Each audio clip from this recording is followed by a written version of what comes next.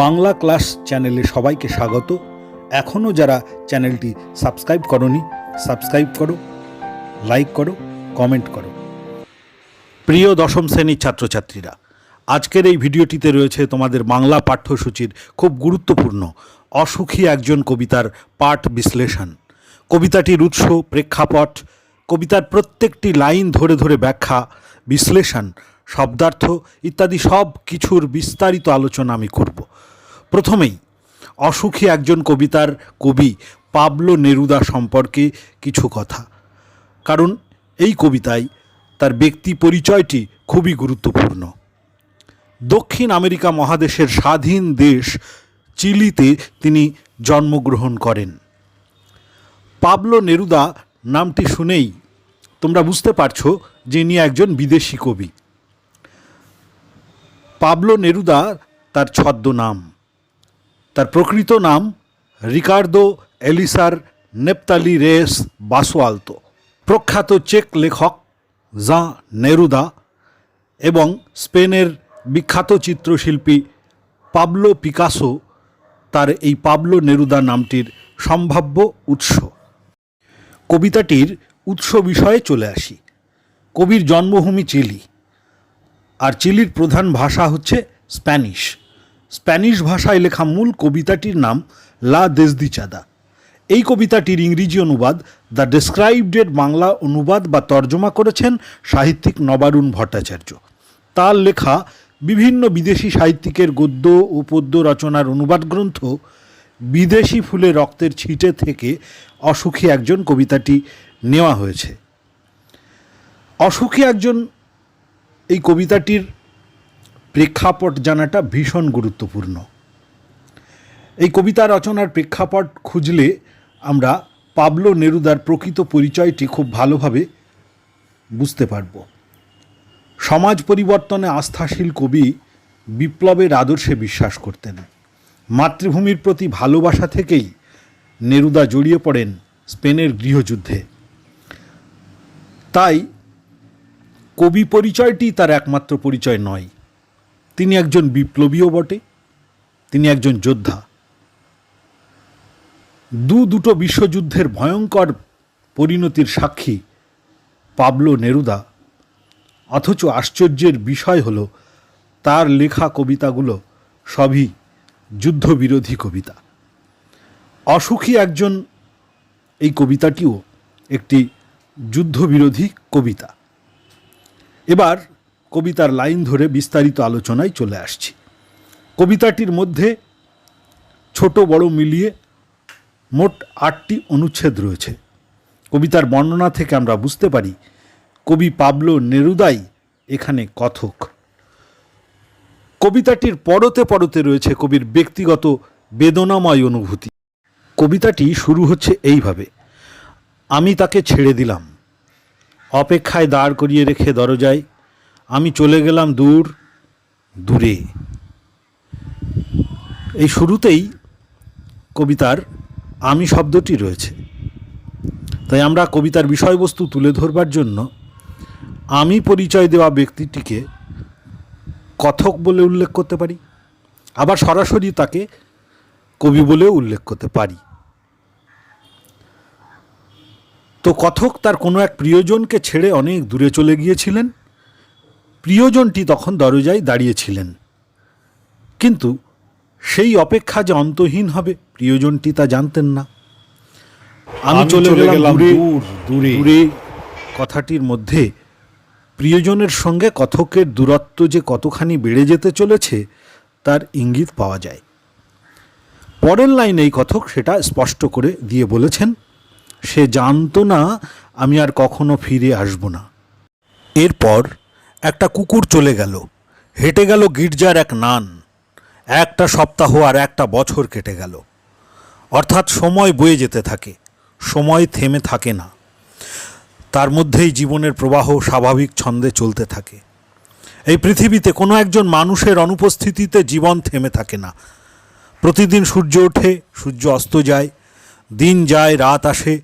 তার মধ্যেই আমাদের চারপাশে প্রতিদিন অতি তুচ্ছ ঘটনা, স্বাভাবিক ঘটনাগুলো ঘটে যেতে থাকে। একটা কুকুরের চলে যাওয়া একজন নান বা খ্রিস্টান সন্ন্যাসিনীর পথ হেঁটে যাওয়া, এগুলো সেরকমই আমাদের চারপাশে ঘটে চলা খুব পরিচিত দৃশ্য, সামান্য ঘটনা। কথক তার প্রিয়জনকে ছেড়ে চলে যাওয়ার পরও এইসব দৈনন্দিন ঘটনায় ছেদ পড়ে না। কথকের সঙ্গে বিচ্ছেদ আর অপেক্ষার সময় দীর্ঘ থেকে দীর্ঘতর হতে থাকে। প্রিয়জনের জীবন থেকে প্রথমে একটা সপ্তাহ, তারপরে একটা মাস, তারপরে কখন একটা বছর চলে যায়। তারপর বৃষ্টিতে ধুয়ে দিল আমার পায়ের দাগ, ঘাস জন্মালো রাস্তায়। পথিক চলে গেলে তার ফেলে যাওয়া পায়ের ছাপ স্বাভাবিকভাবেই একসময় মুছে যায়, কিংবা যে পথে লোকজনের চলাচল বন্ধ হয়ে যায় সেখানে ঘাস জন্মায়। চিরপরিচিত জন্মভূমির মাটিতে রেখে যাওয়া কথকের ওই পায়ের দাগ আসলে স্বদেশ ভূমির বুকে তার অস্তিত্বের স্মৃতিচিহ্ন। বৃষ্টিতে তা ধুয়ে গেল, অর্থাৎ জন্মভূমির সঙ্গে তার বিচ্ছেদ গভীর হলো। ঘাস জন্মালো রাস্তায়, মানে সময়ের সঙ্গে সঙ্গে ফিকে হয়ে যাচ্ছে তার অস্তিত্ব। বাস্তবে স্বদেশ ভূমিতে কথকের অস্তিত্বের স্মৃতিচিহ্নগুলো আস্তে আস্তে মুছে যেতে থাকলেও স্বদেশ ভূমির প্রতি অনুরাগ, প্রিয়জনের প্রতি ভালোবাসা হয়ে উঠেছিল প্রবল। প্রিয় মাতৃভূমিতে প্রিয়জনের কাছে ফিরে আসবার তীব্র আকাঙ্ক্ষা থেকে এই কথাগুলো বলেছেন কথক। তারপর রয়েছে, আর একটার পর একটা পাথরের মতো, পরপর পাথরের মতো বছরগুলো নেমে এলো তার মাথার ওপর। অর্থাৎ অপেক্ষারত প্রিয়জনের কাছে দীর্ঘ অপেক্ষার বছরগুলো যেন পাথরের মতোই ভারী মনে হয়। পাথরের যেমন ক্ষয় নেই, প্রতীক্ষারও যেন লয় নেই। অন্তহীন প্রতীক্ষা যেন দুঃসহ বোঝার মতো। বড় কষ্টের, বড় বেদনার অবিরাম ভার সয়ে যেতে হয়েছে তার প্রিয়জনকে। তাই বলেছেন, একটার পর একটা পাথরের মতো, এবং পরপর পাথরের মতো বছরগুলো নেমে এলো তার মাথার উপর। এরপর রয়েছে, তারপর যুদ্ধ এলো রক্তের এক আগ্নেয় পাহাড়ের মতো। শিশু আর বাড়িরা খুন হলো, সেই মেয়েটির মৃত্যু হলো না। তারপর যুদ্ধ এলো। এখানে তারপর এই শব্দটির একটি তাৎপর্য রয়েছে। বছরের পর বছর কেটে গেল। কথকের জন্য প্রিয়জনের অপেক্ষার বছরগুলোর মধ্যেই কোনো এক সময়ে যুদ্ধ শুরু হলো। তো তারপর শব্দটির দ্বারা এই যে যুদ্ধ শুরুর সময়, সেই সময়টাকেই বোঝানো হয়েছে। আগ্নেয় পাহাড় তার জ্বালামুখ থেকে আগুন উগরে দেয়, আর যুদ্ধ মানুষের অনেক রক্ত ঝরায়। সভ্যতার ইতিহাস থেকে আমরা জেনেছি, যুদ্ধ মানেই রক্তপাত, মৃত্যু। অসংখ্য নিরপরাধ মানুষের মৃত্যু মিছিলে শিশুও রেহাই পায় না। কথক বলেছেন, শিশু আর বাড়িরা খুন হলো। যে কোনো দেশের পরম সম্পদ শিশুরা, দেশের ভবিষ্যৎ প্রজন্ম তারা। শিশুরা খুন হওয়া মানে পৃথিবীতে মানুষের মূল্যবোধ, মনুষ্যত্ববোধ, মমত্ববোধ খুন হওয়া। শিশুদের মতো বাড়িও মানুষের পরম আদরের, মমতার। সেটা বোঝাতেই কবি এখানে বাড়িরা শব্দটি ব্যবহার করেছেন। আধুনিককালে যুদ্ধে আকাশে ওড়া বোমারু বিমান থেকে ভয়ঙ্কর সব ক্ষেপণাস্ত্র ব্যবহার করা হয়। পরম মমতায় গড়া মানুষের বাসযোগ্য ঘর বাড়ি নিমেষে ভেঙে গুড়িয়ে যায়। অবশ্য বাড়িরা খুন হয় কথাটার অন্য মানেও করা যায় এখানে।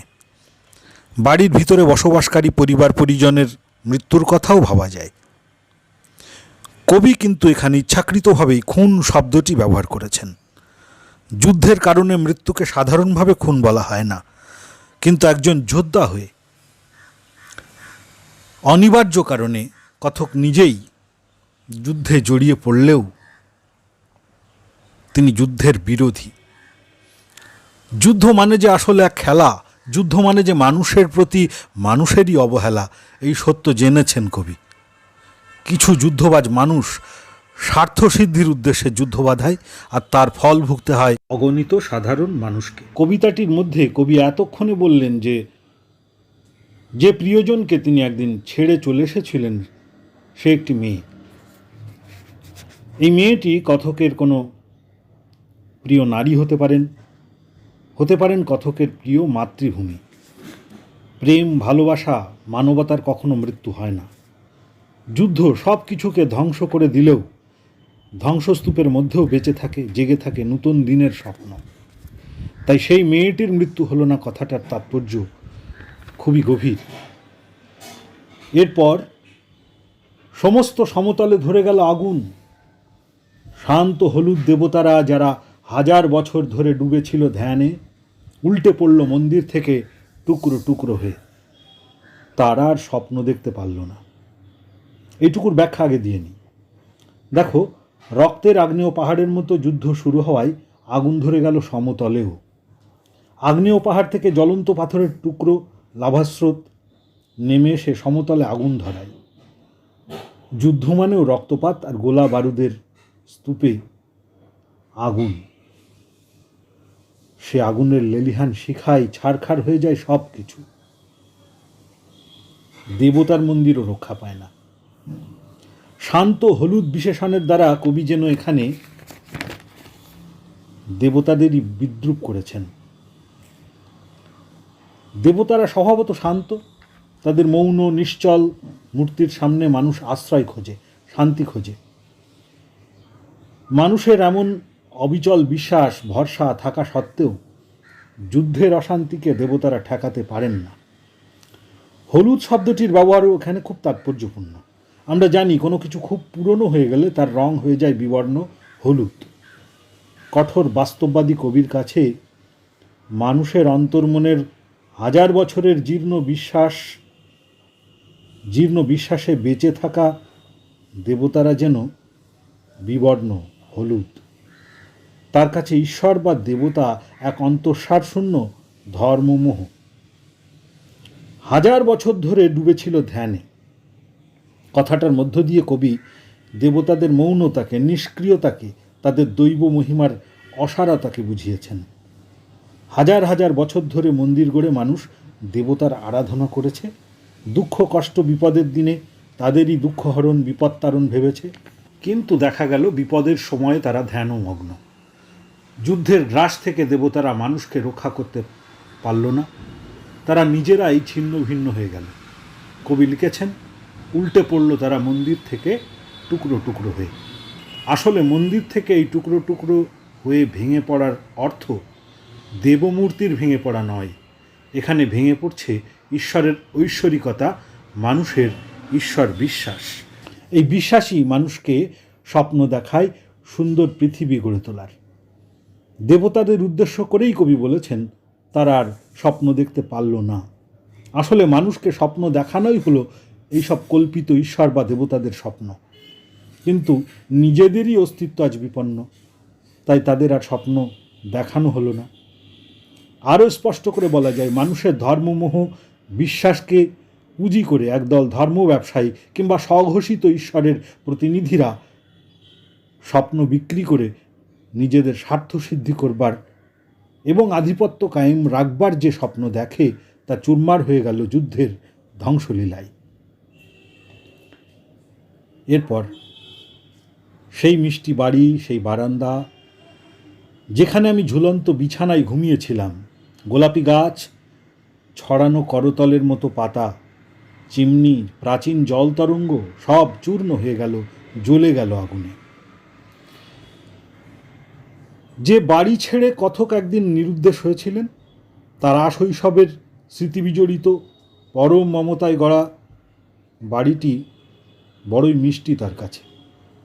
আর তার সেই প্রিয় বারান্দাটির কথাও মনে পড়ে, যেখানে তিনি ঝুলন্ত বিছানায় ঘুমিয়ে পড়তেন। মনে পড়ে গোলাপি গাছের কথা, যার পাতাগুলো ছিল ছড়ানো করতলের মতো। করতল মানে হাতের তালু। তো এর থেকে অনুমান করা যায় যে এই গোলাপি গাছ হয়তো কোনো গোলাপি পাতাবাহার। চিমনির কথা বলেছেন। শহরের মানুষ ঘর গরম রাখার জন্য এক ধরনের যন্ত্র ব্যবহার করেন, যাতে চিমনি থাকে। আবার ঘরের মধ্যে রাখা কবির প্রিয় কোনো লণ্ঠন বা হারিকেনের কথাও মনে করা যেতে পারে। প্রাচীন জলতরঙ্গ। জলতরঙ্গ এক ধরনের বাদ্যযন্ত্র। জলতরঙ্গ মানে জলের তরঙ্গ বা জলের ঢেউ নয়। এখানে এই সব কিছু চূর্ণ হয়ে গেল, জ্বলে পুড়ে খাঁক হয়ে গেল যুদ্ধের আগুনে। অর্থাৎ কথকের আশ্রয় অস্তিত্বের সমস্ত স্মৃতিচিহ্ন যুদ্ধের নিষ্ঠুর ধ্বংসলীলায় নিশ্চিহ্ন হয়ে যায়। এরপর যেখানে ছিল শহর সেখানে ছড়িয়ে রইল কাঠ কয়লা, দোমড়ানো লোহা, মৃত পাথরের বীভৎস মাথা, রক্তের একটা কালো দাগ। অর্থাৎ যুদ্ধের পরিণামে কবির প্রিয় শহর, স্মৃতির শহর সম্পূর্ণ ধ্বংসস্তূপে পরিণত হলো, শ্মশানে পরিণত হলো। ছড়িয়ে থাকা কাঠ কয়লা, দোমড়ানো লোহা কথাগুলো থেকে তা স্পষ্ট। মৃত পাথরের বীভৎস মাথা হলো বোমার আঘাতে পাথরের মূর্তির থেকে খণ্ড খণ্ড হয়ে পড়া একটা অংশ। পাথরের মূর্তির এই খণ্ডিত মাথা যেন যুদ্ধের ভয়ঙ্কর বীভৎস রূপকে তুলে ধরেছে এখানে। রক্তের একটা কালো দাগ। যুদ্ধ মানেই রক্তপাত। রক্ত শুকিয়ে গেলে তার রং কালো হয়ে যায়। কালো শব্দটির মধ্য দিয়ে কবি এখানে কলঙ্কের কথা বলতে চেয়েছেন, কারণ যুদ্ধ মানব সভ্যতার ইতিহাসকে কলঙ্কিত করে। মানবতাকে অন্ধকারের কালো রঙে ঢেকে দেয় যুদ্ধ। কবিতার শেষ লাইনে কবি বলছেন, আর সেই মেয়েটি আমার অপেক্ষায়। অর্থাৎ এত কিছুর মাঝেও বেঁচে রইল সেই মেয়েটি, এক বুক ভালোবাসা নিয়ে প্রিয় মানুষের আশায় পথ চেয়ে বসে আছে সে।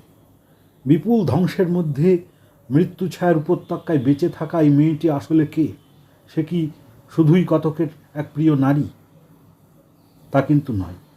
মেয়েটির অপেক্ষার অবসান আক্ষরিকভাবে হয়তো কোনোদিনই ঘটবে না, কারণ ব্যাপকতর অর্থে কথকের জন্য অপেক্ষা নিয়ে এই মেয়েটির বেঁচে থাকার মানে মানুষের শুভবুদ্ধি বেঁচে থাকা, সুদিনের স্বপ্ন বেঁচে থাকা। এই পৃথিবীতে পাথরের বুকেও ফুল ফোটে, বিপুল ধ্বংসের মধ্যেও বেঁচে থাকে প্রেম, ভালোবাসা, জেগে থাকে জীবন। সেই জীবনের প্রতীক সেই মেয়েটি। ব্যাপকতর অর্থে মাতৃভূমি, প্রেম, মানবতা। তাই তার মৃত্যু নেই। আসলে এই নারী যেন কবির চির অতৃপ্ত আকাঙ্ক্ষা, ভালোবাসা। পৃথিবীতে ভালোবাসার মৃত্যু হয় না। কবি ভালোবাসার কাছে বারবার ফিরে যেতে চান বলেই বলেছেন, সেই মেয়েটি আমার অপেক্ষায়। দীর্ঘ অপেক্ষা, নিষ্ফল প্রতীক্ষা আর যুদ্ধের পরিণাম তাকে অসুখী করেছে। তাই সে অসুখী একজন। আবার কথকও তার প্রিয় নারী, প্রিয় মাতৃভূমিকে অপেক্ষায় রেখে দূরে চলে যেতে বাধ্য হয়েছেন এবং কখনোই ফিরে আসতে পারেননি। বিচ্ছেদের বেদনায় তিনিও অসুখী একজন। তবু শেষ পর্যন্ত অসুখী একজন, এই কবিতাটি এক চিরকালীন যুদ্ধের কবিতা। যুদ্ধ মানে হিংসা। প্রেমের সঙ্গে, ভালোবাসার সঙ্গে তার চিরকালের লড়াই। সেই লড়াইয়ে যুদ্ধকে হার মানতেই হয়, জয় হয় প্রেমের।